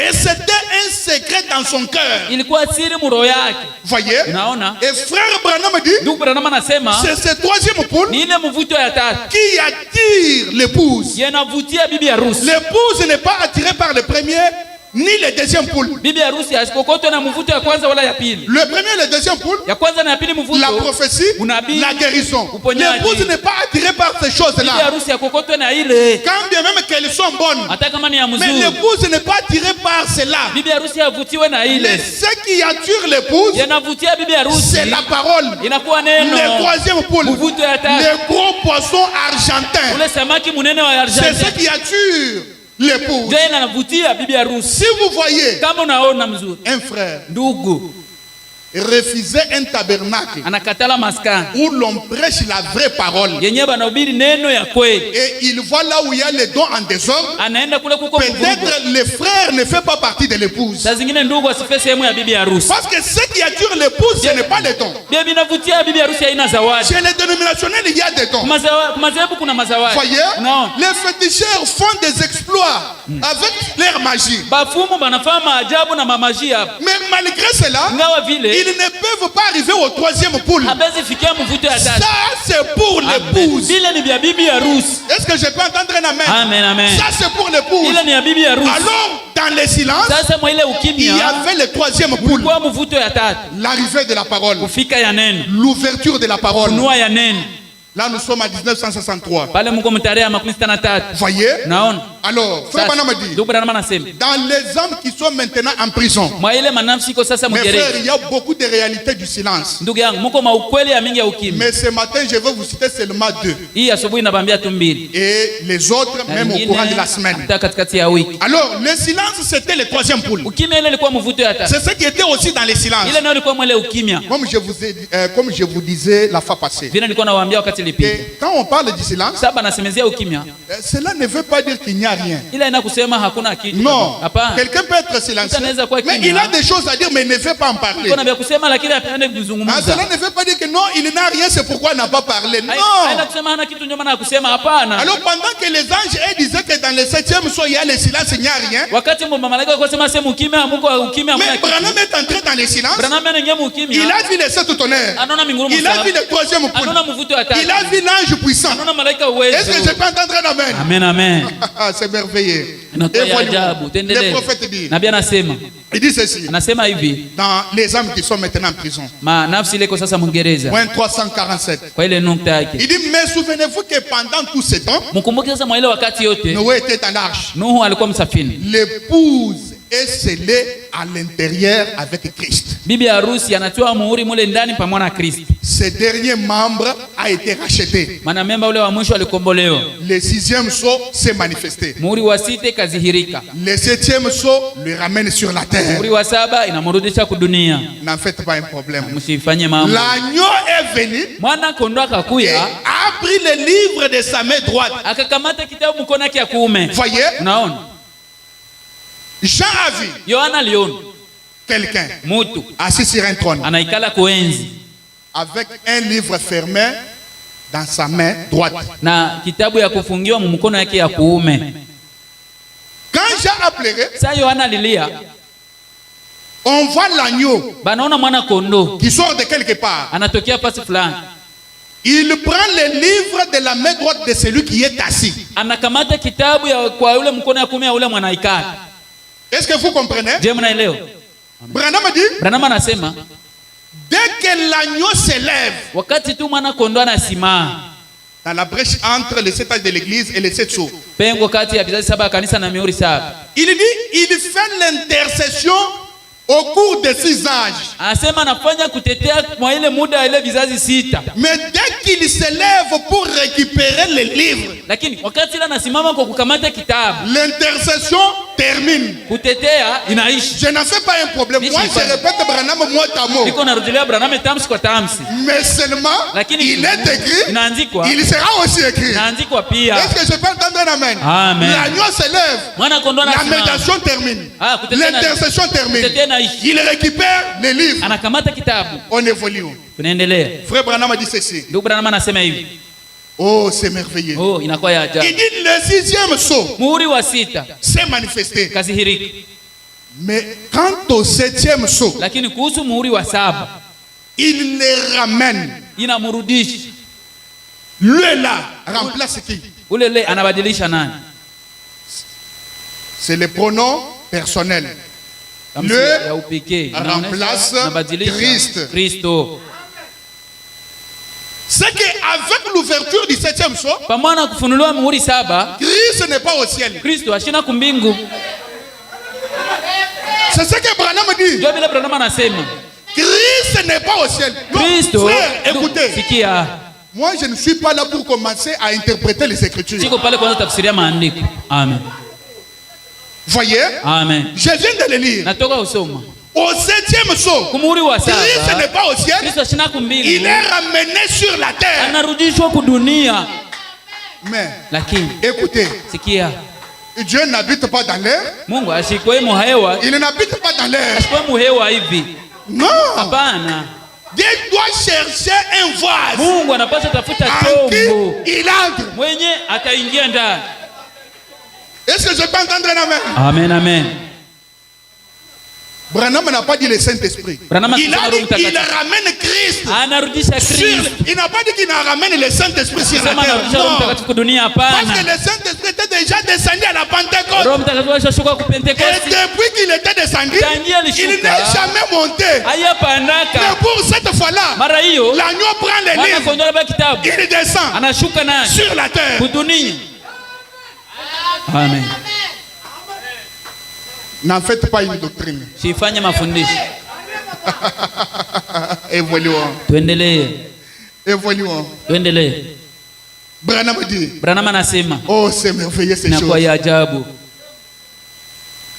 C'est tellement. Voilà même le message de Frère Branham. Ona hata ujumbe wa ndugu Branham. Amen. C'est ça le message de Frère Yo Branham. yenyewe ujumbe wa ndugu Branham. Si vous ne Ndugu, maîtrisez pas ça, c'est que vous ne connaissez pas le message. kama usikie hivi Là, maana je ujue dois vous ujumbe. dire la vérité. Napaswa waambia kweli. Non, moi c'est seulement le Saint-Esprit, Mie mpaka seulement la mpaka tu sanctification. utakaso. Non, Hapana. je peux aller loin. Daenda mbali. Le Saint-Esprit Roho Mtakatifu. n'est pas notre message. Haiko ujumbe wetu. Amen. Notre message c'est le 7e sceau. Ujumbe wetu ni muhuri wa 7. Voilà notre Ndio message. ujumbe yetu ile. Hein? On ne doit pas être des pentecôtistes. Hatutakuwa wapentekotiste. Que Dieu vous bénisse. Amen. Est-ce que vous le croyez? Amen. Notre message, Ujumbe yetu c'est le 7e sceau. muhuri wa Et 7. le 7e sceau Muhuri wa 7 ramène Christ inamrudisha Kristo sur la terre. dunia.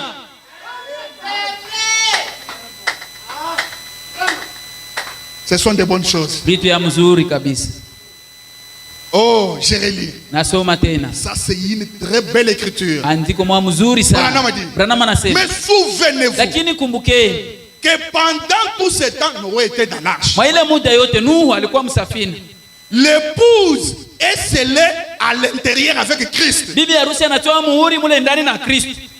Le dernier membre a été racheté. Mwanamemba wa mwisho ashakombolewa. Le 6e sceau s'est manifesté. Muhuri wa 6 ishaonekana. Le 7e sceau le ramène sur la terre. Muhuri wa 7 inamrudisha kudunia. Est-ce que quelqu'un peut dire Amen? Amen. Mais Mais il les ramène où? Inamrudisha wapi? C'est ça le problème. Ndio mambo. Ce n'est pas dans un pasteur. Haina mpastori. Hapana.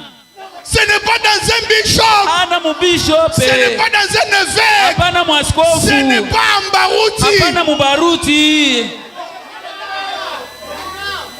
Il les ramène sur la terre. Inamrudisha kudunia. Mais dans un homme. Mundani ya mutu moya. Pas des hommes. Hapana bawili. Mais dans un homme. Mutu moya. Appelé William. Mwanaita William. Marion. Branham. Amen, amen. Voilà là où Christ a été ramené. Ona mule Kristo alirudishwa. Dans un homme. Ndani ya mutu. Dans un vase de terre. Chombo ya bulongo. Un vase de terre. Chombo ya budongo. Mais voilà Christ. Lakini nafinika Kristo. Voilà Christ. Ona kimeza Kristo. Voilà l'importance du 7e Ona saut. lazima muri wa saa. Ramène Christ. Inamrudisha Kristo. Christ qui était autrefois au ciel. Kristo wakati ngine alikuwa Il est mbinguni. ramené. Anarudishwa. Est-ce que je peux entendre un amen? Amen, amen. Est-ce que je peux entendre un amen? Amen. Dans un homme. Ndani ya mutu. Oh, c'est glorieux. Na kwa tukufu. Branham a dit. Branham anasema. L'agneau est venu. Mwana kondoo alikuya.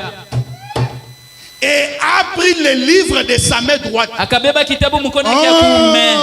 C'est que ici, Nikusema hapa. il y a une différence entre celui qui était assis sur le trône. Kuna tanisho yule mwanakala kuenzi. Et l'agneau qui vient prendre les livres. Na mwana kondoo mwanakia beba kitabu. Là, si vous ne croyez pas, je dirais que vous êtes incrédule. Nasema kwa asiamini. Parce qu'il y a un homme qui est assis avec un livre. Un agneau vient. Mwana kondoo anakuja. Et l'agneau là, ce n'est pas un animal. Mwana kondoo hana nyama. Il a juste la nature d'un agneau. Yuko na maumbile ya mwana kondoo. C'est Christ qui s'élève. Il prend les livres. Anakamata kitabu. Il dit à celui qui était assis. Anaambia mwanakala. Branham est déjà sur la terre. Branham ashakuwa kudunia. Je dois descendre. Ninapaswa shuka. Amina, amina. Je dois descendre. Donne-moi les livres. Donne-moi les livres. Donne-moi les livres. L'homme de Kentucky est sur la terre. À Jeffersonville. Je dois descendre avec les livres. Je me sens bien. Quelqu'un peut dire Alléluia. Amen. Mes frères, même si je ne vous prêche pas la foi, mais ces choses feront quelque chose dans ta vie. On n'est pas comme des dénominationnels. Ayez la foi. Non. La foi vient de ce qu'on entend. De ce qu'on entend de la parole. Et qu'est-ce que la parole aujourd'hui? C'est le 7e saut. Et en écoutant le 7e saut, on a la foi.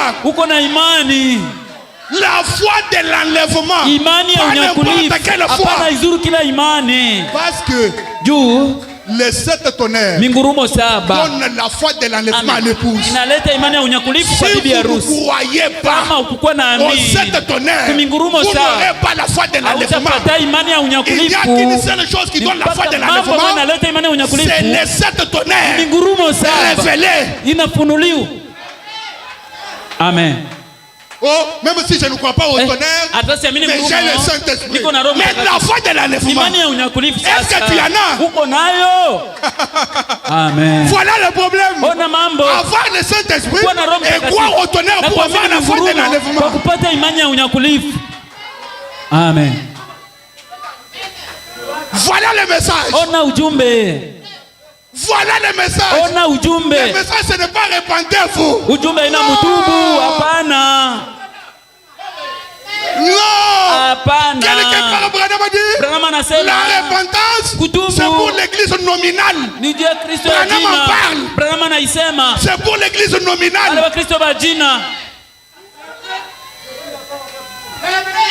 Mais écoutez, on ne rejette pas la repentance.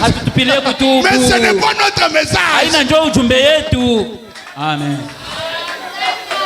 Je me sens bien. Je me sens bien. Je me sens bien. Amen.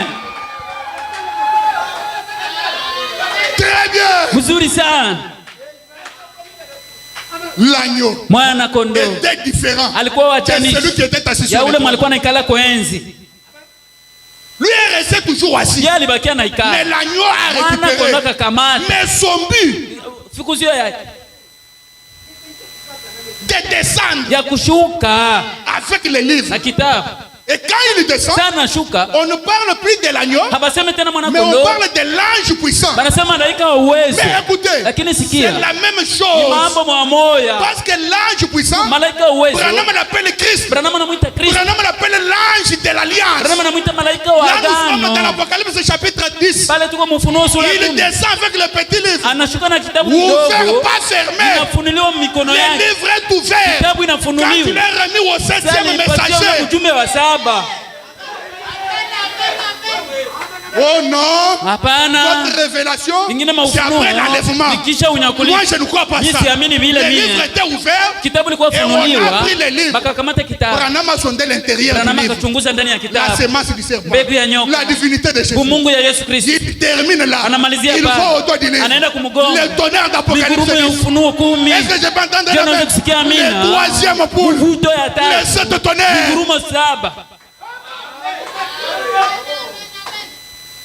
Nous sommes dans l'université du message. L'université du message. On a déjà quitté l'humanité. Nous sommes maintenant dans l'université. Où on ne doit pas vous apprendre à écrire.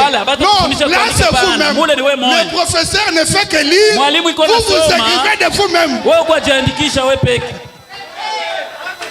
Où on ne vous prend pas qu'un plus 1 est égal à 2. Non, là-bas ce sont des équations. On pose une équation du second degré. On vient les travailler. Les moins intelligents commencent à faire ça. Mais l'épouse,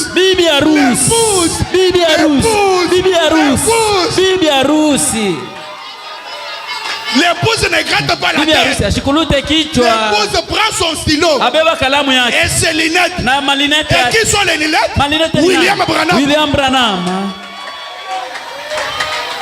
Apocalypse 10. Avec les lunettes. Apocalypse 5. Avec les lunettes. Là, je ne les lis pas sans lunettes. Si je veux comprendre l'Apocalypse, je dois utiliser les lunettes. Et c'est William Branham. Amen, amen.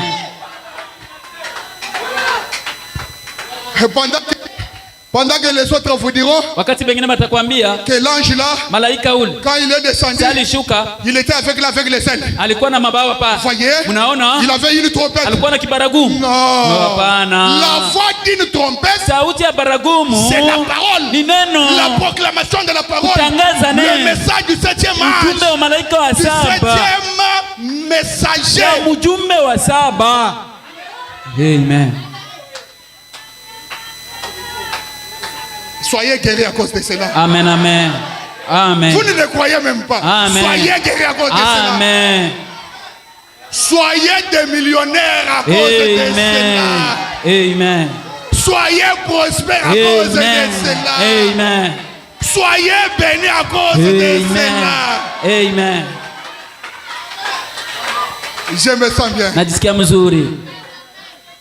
Je me sens bien. Najisikia mzuri. Oh, l'agneau. Oh, mwana kondoo. Quand il descend, le titre change. On ne dit pas que l'agneau descend avec le livre, mais on dit l'ange puissant. C'est aussi son autre titre. Mais c'est la même personne. L'ange de l'alliance. C'est comme ça qu'on l'appelait dans l'Ancien Testament. Et quand il descend avec un message. Il descend avec un message. Parce que quand vous voyez l'ange, attendez voir ce qu'il vous donne un message. L'ange ne vient pas pour venir. À chaque fois qu'il venait frère Branham, il lui donnait toujours des messages. Oh, à sa descente, il est appelé l'ange puissant. C'est qu'il a un message. Et quel est ce message? Quel est ce message? Le message du silence qui était dans le silence. C'est ça le message. Là où les anges n'avaient pas compris, tout s'était arrêté. La musique, tout. Pendant 30 minutes. Personne ne comprenait. Hakuna mwalielewa. Mais quelqu'un vient. Lakini mtu mwana kwe. Il arrive. Anafika. Par ses œuvres. Hapana kwa nguvu za. Je dis par ses œuvres. Kupitia makazi yake et ses caractéristiques. Na matabia yake.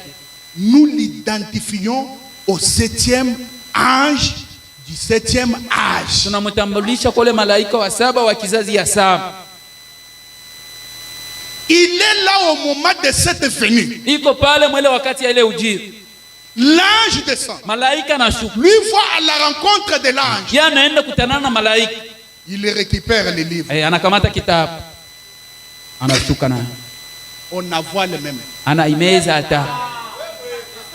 On descend. Anashuka avec les livres. Na ile kitabu. Est-ce que je peux entendre un amen? Amen. Branham a dit j'ai cobé la nuée là. Branham anasema nilimeza ile wingu hii. C'est ça que le prophète a dit. Ndio vile nabii anasema. Majestueusement. Amen. Paul ne pouvait pas l'avaler. Paul asingeimeza. Vous parlez mal de Branham. Attention. Angalisho. Parlez mal de mes parents. Sema mbaba zazi yangu. Mais ne parlez pas mal de Branham. Siseme mbaba Branham. Est-ce que je peux entendre un amen? Amen, amen. Est-ce que je peux entendre un... Or, dans le livre, il y avait nos noms. Itapokuwa mu kitabu mulikuwa majina yetu. C'est que même les noms sema hata majina ont été avalés. Bali imeza. Même nos noms majina ont été avalés. Bali imeza. Il est vivant. Il est ressuscité. Il est vivant. Il est ressuscité. Il est ressuscité. Il est vivant. Qui est Jésus? Qui est Jésus. Acclamons Jésus.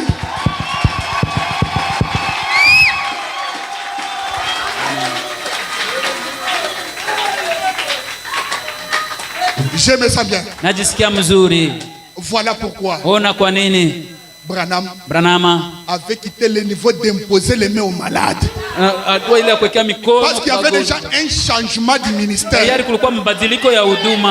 Changement de la symphonie.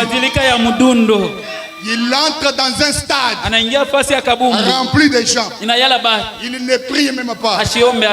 Les gens passent comme Israël au désert, ne faisant que regarder au serpent des reins et recevoir la guérison. Écoutez, le Branham a dit, je suis comme le serpent des reins. Il a dit comme. Alors les gens au stade n'avaient pas besoin que Branham fasse la prière. Un à un. Le premier se lève. Il regarde Branham. Le cancer saute. Il sort du gloire au Seigneur. Le deuxième se lève. Il regarde Branham. L'épilepsie saute. Est-ce que je peux entendre un amen? Le troisième se lève. Il regarde Branham. Les hémorroïdes sautent. Au nom de Jésus. Vous qui avez les hémorroïdes, soyez guéris. Amen. Soyez guéris. Amen, amen. Jusqu'à ce que le stade était devenu vide. Tout le monde est guéri en regardant Branham. Tout le monde est guéri. Ça même à l'époque de Jésus, on n'a pas trouvé. On n'a pas trouvé ça. Tout un stade. Toute une école de sourds-muets. À cause de Branham. Tout le monde entend. Et on a fermé cette école-là. Amen. Voilà l'importance de l'ouverture de la parole. L'ouverture du 7e sceau. Quelqu'un qui voit en Afrique d'ici. Il y avait ceux-là qui marchaient avec des béquilles, d'autres avec des chaises roulantes, avec des chaises roulantes, une salle pleine, avec des gens de béquilles et des chaises roulantes. L'homme parle seulement quelques minutes. Après,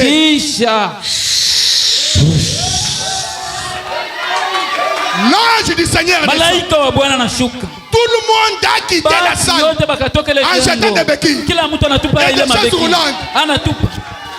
Ils sont sortis mais libres. Banatoka mikono wazi. Chantant quoi seulement. Banaimba amini tu. Chantant quoi seulement. Bakimba amini tu. Il est vivant. Amen. Oh, je me sens bien. Kia mzuri. Amen, amen. Le lendemain, kesho yake Branham était dans un hôtel. Branham alikuwa motel. Il regarde par la fenêtre. Anaangalia kupitia dirisha. 7 camions. Makamio 7. Ina yala mabeki. Et les gens chantaient dans leur langue. Quoi seulement? Amini tu. Quoi seulement? Amini tu. Quoi seulement? Amini tu. Quoi seulement? Amini tu. Amen. Et moi je te dirai ce matin aussi. Quoi seulement? Amen. Quoi seulement? Amen, amen. Quoi seulement? Amini tu. Amini tu. Merci Seigneur. Même si Branham est mort, mais la colonne te fait. Pendant que je parle, dans cette salle, elle est dans cette salle. Cette émotion-là que vous éprouvez, c'est ça même la présence de la colonne de feu. Amen.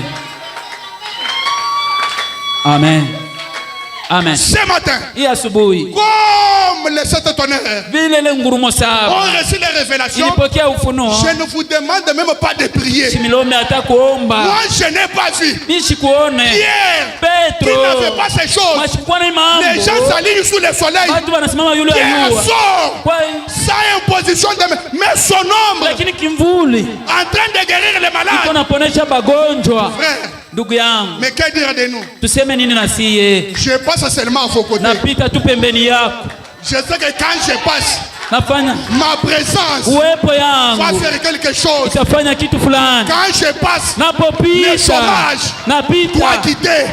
Quand je passe, les troubles dans ta maison doit quitter. Quand je passe, le sida doit s'en aller. Quand je passe, toute maladie que vous avez doit vous quitter. Quand je passe, tout ce qui ne va pas dans ta maison doit quitter. Quand je passe, la réussite doit entrer dans ta maison. Merci Seigneur.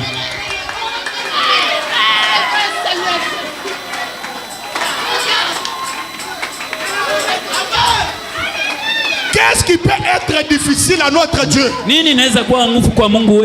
que le troisième poulet est déjà dans notre camp. Que les malades soient guéris ce matin. Recevez votre guérison. Vous êtes guéris. Vous avez déjà la bonne santé. Que les pauvres soient riches. Vous êtes déjà des riches. Croyez-vous cela? Croyez-vous cela?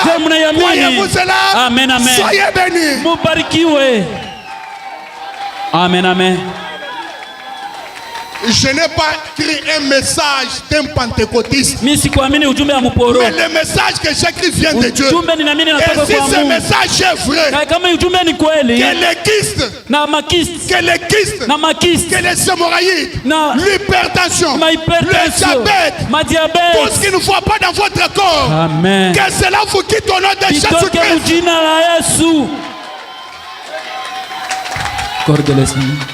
Nous pouvons nous tenir debout. Est-ce qu'on peut nous chanter? Il est là-haut dans sa parole.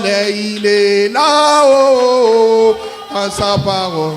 Oh, Jésus est là parmi nous. Il est là, la colonne de feu. Il est là, le 7e saut parmi nous. Oh, mes frères et sœurs, il y a une présence incontestable dans cette salle. Quiconque croit en cette présence, il faut témoigner. Merci.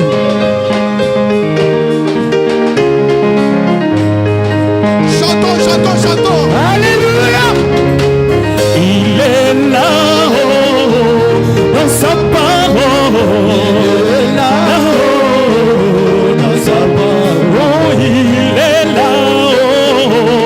Ce message